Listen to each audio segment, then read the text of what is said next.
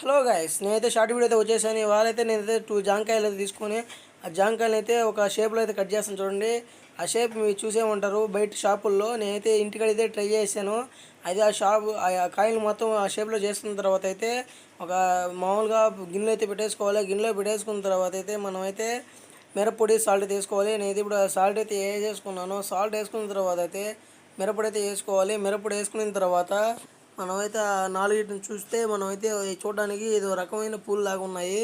అయితే రెండింటిని పెద్ద కాయనైతే మీకు బాగా దాని అయితే మనం ఎలా కూర్చోమో అలా పెట్టేసి మామూలుగా 2 టైమ్స్ అలా అని ఆడబెట్టేస్తాము. మళ్ళీ చిన్నకాయ తీసుకునేసి ఆ విధంగా చేసిన తర్వాత మనమైతే టేస్ట్ చేయాలి. అదైతే ఎండాకాలంలో అయితే బయట చాలా అమ్ముతుంటారు జాంకాయలని, చల్లగా ఉంటుంది. తర్వాత నేనైతే టేస్ట్ చేస్తున్నాను. కాయ అయితే సూపర్గా ఉంది. మీకు ఫుల్ వీడియో కావాలంటే నా యూట్యూబ్ ఛానల్లో ఉంటుంది, చూడండి. ఈ ఛానల్ మీకు నచ్చినట్లయితే సపోర్ట్ చేయండి ఫ్రెండ్స్.